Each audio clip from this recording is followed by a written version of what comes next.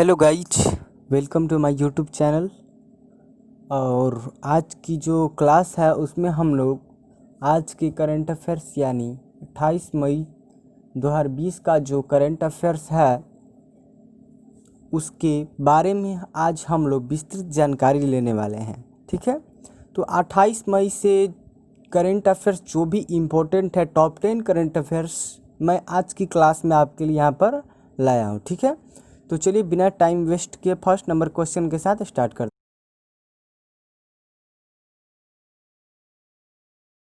हैं। First number question है, Ethiopia द्वारा किस नदी पर एक मेगा जल विद्युत परियोजना का निर्माण किया जा रहा है जिसने नदी के अनुप्रवाह में स्थित देशों या मिस्र तथा इथियोपिया के मध्य जल युद्ध की संभावना को बढ़ा दिया है। तो ऑप्शन नंबर ए है नील नदी, ऑप्शन नंबर बी है आवास नदी, ऑप्शन नंबर सी है लोंगोवा नदी, ऑप्शन नंबर डी है मानिया नदी। ठीक है, तो चलिए हम लोग इसका आंसर जान लेते हैं। इसका आंसर है हमारा ऑप्शन नंबर ए नील नदी। ठीक है, तो इथियोपिया जो है उसके द्वारा नील नदी पर एक मेगा जल विद्युत परियोजना का निर्माण किया जा रहा है। तो नील नदी जो है उस पर एक मेगा जल विद्युत परियोजना का निर्माण किया जा रहा है जिसने नदी के अनुप्रवाह में स्थित देशों या मिस्र तथा इथियोपिया के मध्य जल युद्ध की संभावना को बढ़ा दिया है। ठीक है, तो चलिए हम लोग इसके बारे में विस्तार रूप से जानकारी लेते हैं। अफ्रीका की सबसे लंबी नदी, यह जो नील नदी है वह अफ्रीका की सबसे लंबी नदी है। उसके जल बंटवारे को लेकर अफ्रीकी महाद्वीप के कई देशों के मध्य एक दशक से अधिक समय से विवाद चल रहा है। वर्ष 2020 के अंत में इथियोपिया और मिस्र नील नदी पर जल विद्युत परियोजना के भविष्य को लेकर वाशिंगटन डीसी में बातचीत शुरू करने जा रहे हैं। नील नदी विश्व की सबसे लंबी नदी है। नील नदी जो है वह विश्व की सबसे लंबी नदी है। तो अगर क्वेश्चन आए कि विश्व की सबसे लंबी नदी कौन सी है, तो नील नदी। ठीक है, यह भूमध्य रेखा के दक्षिण से निकलकर उत्तर पूर्वी अफ्रीका से होकर भूमध्य सागर में गिरती है। यह कहाँ से, तो यह भूमध्य रेखा के दक्षिण से निकलकर उत्तर पूर्वी अफ्रीका से होकर भूमध्य सागर में गिरती है। ठीक है, तो चलिए हम लोग सेकंड क्वेश्चन की ओर बढ़ते हैं। सेकंड क्वेश्चन है,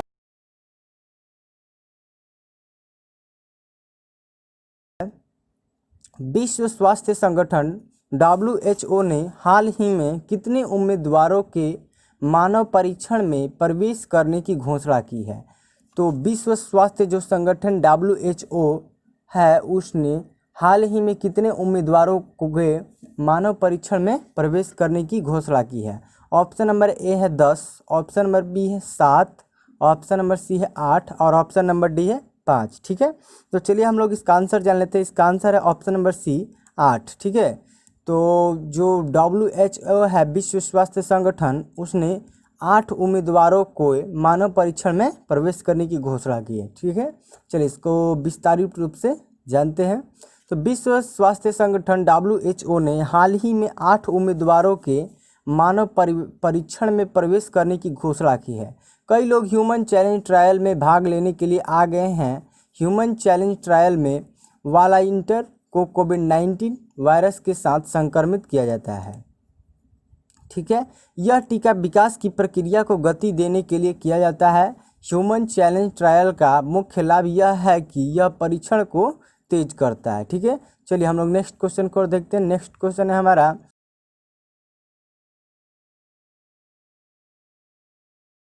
भारतीय सेना में अफसर और महिला शांति दूत उत्तराखंड की किस मेजर को संयुक्त राष्ट्र UN सैन्य gender advocate of the year के अवार्ड से सम्मानित करेगा।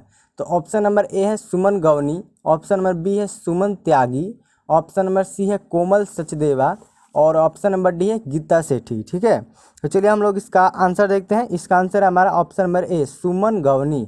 तो भारतीय सेना में अफसर और महिला शांति दूत उत्तराखंड जो सुमन गवनी मेजर हैं उनको संयुक्त राष्ट्र सैन्य gender advocate of the year के अवार्ड से सम्मानित करेगा। ठीक है, चलिए विस्तार से जानकारी लेते हैं इसके बारे में। यह पहली बार है जब किसी भारतीय शांति रक्षक को इस अवार्ड से सम्मानित किया जाएगा। यह जो सम्मानित किया जा रहा है सुमन गौनी को, यह पहली बार हुआ है कि भारतीय शांति रक्षक को इस अवार्ड से सम्मानित किया जा रहा है। सैन्य पर्यवेक्षक सुमन यूएन मिशन के तहत दक्षिण सूडान में तैनात थी। हाल ही में उन्होंने अपना मिशन पूरा किया है। उनके साथ ब्राज़ील की सैन्य कमांडर कार्ला मोंटेरो डे कास्त्रो अराउजो को भी यह सम्मान मिला है। यह लगातार दूसरा साल है जब ब्राज़ील के शांति दूत को यह सम्मान मिला है। ठीक है, चलिए हम लोग नेक्स्ट क्वेश्चन की ओर बढ़ते हैं। नेक्स्ट VVI इम्पोर्टेंट क्वेश्चन है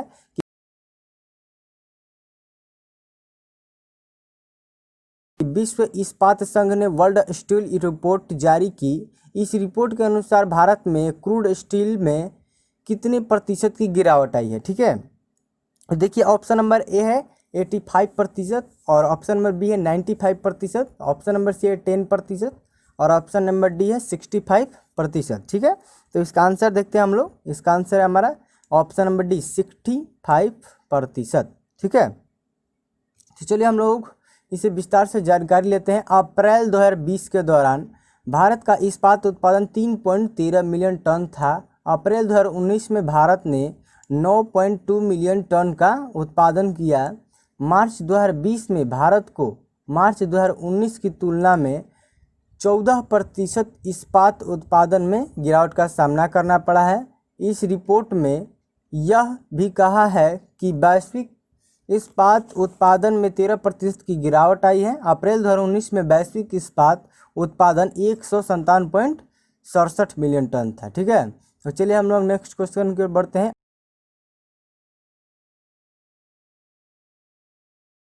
अंतर्राष्ट्रीय गुमशुदा बाल दिवस निम्न में से किस दिन मनाया जाता है। अंतर्राष्ट्रीय गुमशुदा बाल दिवस निम्न में से किस दिन मनाया जाता है। ऑप्शन नंबर ए है 10 जनवरी, ऑप्शन नंबर बी है 25 मई, ऑप्शन नंबर सी है 15 मार्च और ऑप्शन नंबर डी है 25 अप्रैल। ठीक है, तो इसका आंसर है आपका ऑप्शन नंबर बी 25 मई को अंतर्राष्ट्रीय गुमशुदा बाल दिवस मनाया जाता है। चलिए इसको विस्तार से जानकारी लेते हैं। प्रत्येक साल 25 मई को विश्व स्तर पर अंतर्राष्ट्रीय गुमशुदा बाल दिवस के रूप में मनाया जाता है। यह दिन उन गुमशुदा बच्चों के लिए मनाया जाता है जो किसी तरह अपने घर पहुंच चुके हैं, उन लोगों को याद रखने के लिए जो अपराध के शिकार हैं और उन लोगों की तलाश करने के प्रयास जारी रखने के लिए जो अभी भी लापता हैं। इस दिन को मनाए जाने की घोषणा साल 1983 में अमेरिका राष्ट्रपति रोनाल्ड रीगन द्वारा की गई थी। ठीक है, तो चलिए नेक्स्ट क्वेश्चन को बढ़ते हैं। नेक्स्ट क्वेश्चन है हमारा,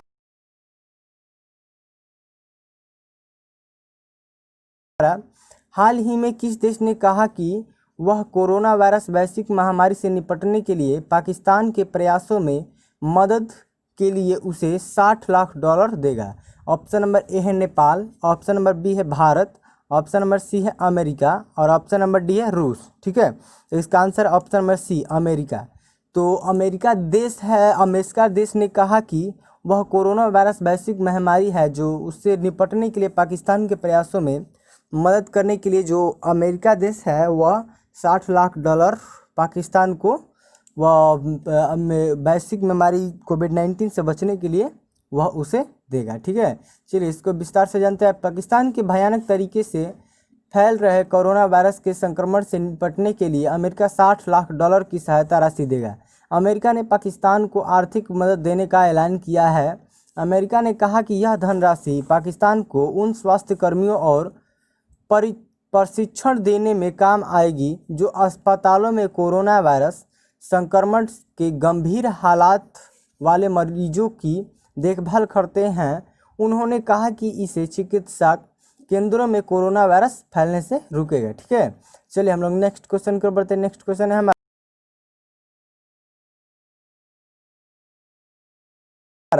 हाल ही में किस देश के राष्ट्रपति ने ओपन स्काई संधि से अलग होने की चेतावनी दी है। तो ऑप्शन नंबर ए है नेपाल, ऑप्शन नंबर बी है भारत और ऑप्शन नंबर सी है बांग्लादेश, ऑप्शन नंबर डी है अमेरिका। ठीक है, तो इसका आंसर है ऑप्शन नंबर डी है अमेरिका। तो अमेरिका के राष्ट्रपति ने ओपन स्काई संधि से अलग होने की चेतावनी दी है। ठीक है, इसके बारे में विस्तार से जानकारी देते हैं।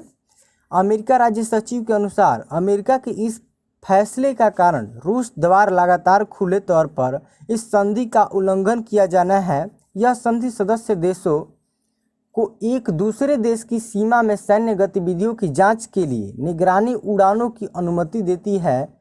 हालांकि निगरानी उड़ान शुरू करने से एक निर्धारित अवधि के पहले संबंधित देश को इसकी सूचना देना अनिवार्य है। इस संधि की अवधारणा शीत युद्ध के शुरुआती वर्षों के दौरान अमेरिकी राष्ट्रपति ड्वाइट आइजनहावर ने प्रस्तुत की थी। ठीक है, इस संधि का उद्देश्य सदस्य देशों के बीच विश्वास को बढ़ाना और परस्पर सहयोग से अंतर्राष्ट्रीय स्थिरता को मजबूती प्रदान करना है। ठीक है, चलिए हम लोग नेक्स्ट क्वेश्चन की ओर बढ़ते हैं। हमारा अगला इंपॉर्टेंट क्वेश्चन है विश्व मौसम विज्ञान दिवस वर्ल्ड मेट्रोलॉजी डे निम्न में से किस दिन मनाया जाता है? विश्व मौसम विज्ञान दिवस वर्ल्ड मेट्रोलॉजी डे यह जो है वह किस दिन मनाया जाता है? तो ऑप्शन नंबर ए है 20 मई, ऑप्शन नंबर बी है 25 अप्रैल, ऑप्शन नंबर सी है 10 जून और ऑप्शन नंबर डी है 12 मार्च को। ठीक है, तो इसका आंसर है ऑप्शन नंबर ए 20 मई को विश्व मौसम विज्ञान दिवस यानी वर्ल्ड मेट्रोलॉजी डे 20 मई को मनाया जाता है। यह बहुत ही इंपॉर्टेंट क्वेश्चन है। चलिए हम लोग विस्तार से इसके बारे में जानकारी लेते हैं। विश्व मेट्रोलॉजी दिवस प्रत्येक साल 20 मई को मनाया जाता है। यह 17 देशों के प्रतिनिधियों द्वारा 20 मई 1875 को मीटर कन्वेंशन के हस्ताक्षर की स्मृति में मनाया जाता है। इस वर्ष विश्व मेट्रोलॉजी दिवस 2020 की थीम वैश्विक व्यापार के लिए माप है। उत्पादों के मानकों और नियमों को सुनिश्चित करने, निष्पक्ष वैश्विक व्यापार को सुविधाजनक बनाने में माप की भूमिका के बारे में जागरूकता पैदा करने के लिए इस थीम को चुना गया था। ठीक है, तो हमने इसके बारे में अच्छे से जानकारी ले लिया। तो हम लोग अपने अगले क्वेश्चन 9 नंबर की ओर बढ़ते हैं।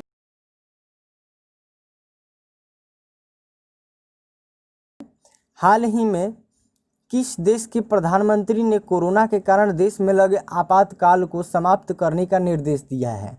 तो ऑप्शन नंबर ए है नेपाल, ऑप्शन नंबर बी है रूस, ऑप्शन नंबर सी है जापान और ऑप्शन नंबर डी है इराक। ठीक है, तो इसका आंसर है option number C Japan. Japan के प्रधानमंत्री ने हाल ही में कोरोना के कारण देश में लगे जो आपातकाल जो देश में लगा है उसको समाप्त करने का निर्देश दिया है, मतलब सलाह किया। ठीक है, चलिए इसके बारे में विस्तार से जानकारी लेते हैं। जापान के प्रधानमंत्री शिंजो आबे ने कोरोना वायरस के कारण लागू आपातकाल हाल ही में टोक्यो और 4 अन्य हिस्सों से समाप्त कर दिया। इसके साथ ही जापान में लागू राष्ट्रवादी पाबंदियों समाप्त हो गई। सरकार द्वारा गठित एक पैनल के विशेषज्ञों ने टोक्यो, पड़ोसी प्रांतों कानगावा, चिबा और सैतामा तथा देश के उत्तरी भाग में स्थित होकाइदो से आपातकाल हटाने को मंजूरी दे दी है। गौरतलब है कि जापान के बाकी हिस्सों से आपातकाल इस महीने की शुरुआत में ही हटा लिया गया था। ठीक है, तो जो जापान के प्रधानमंत्री शिंजो आबे ने जो है वह कोरोना वायरस के कारण लागू जो आपातकाल है वह हाल ही में टोक्यो और 4 अन्य हिस्सों जो टोक्यो है और अन्य 4 हिस्से हैं उसमें उसे समाप्त कर दिया है। इसके साथ ही जापान में लागू राष्ट्रवादी पाबंदियों समाप्त कर दिया है और सरकार द्वारा गठित एक पैनल के विशेषज्ञों ने टोक्यो, पड़ोसी प्रांतों कानगावा, चिबा और सैतामा तथा देश के उत्तरी भाग में स्थित होकाइदो से आपातकाल हटाने को मंजूरी दे दी है। गौरतलब है कि जापान के बाकी हिस्सों से आपातकाल इस महीने की शुरुआत में ही हटा लिया गया था। तो जापान के यहाँ पर स्पष्ट हो जाता है कि जापान ने अपने यहाँ पर आपातकाल इस महीने की शुरुआत में ही वहाँ से हटा लिया। ठीक है, तो हम लोग अपने ये आज के टॉप 10 करंट अफेयर्स के लास्ट क्वेश्चन और टॉप क्वेश्चन जो है वह हम लोग यहाँ पर डिस्कस करते हैं। ठीक है, तो हमारा 10 नंबर इम्पोर्टेंट क्वेश्चन है वह उसको देखते हैं।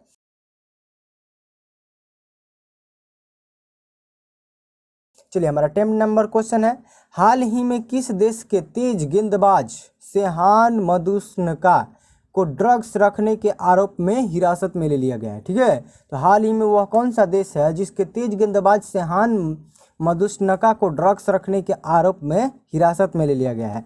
तो ऑप्शन नंबर ए है ऑस्ट्रेलिया, ऑप्शन नंबर बी है इंग्लैंड, ऑप्शन नंबर सी है बांग्लादेश, ऑप्शन नंबर डी है श्रीलंका। ठीक है, तो इसका आंसर है ऑप्शन नंबर डी, श्रीलंका। तो श्रीलंका के देश के तेज गेंदबाज जो है शेहान मधुस्नका, उसको ड्रग्स रखने के आरोप में हिरासत में ले लिया गया है। ठीक है, चलिए हम लोग इसको विस्तार से जानते हैं।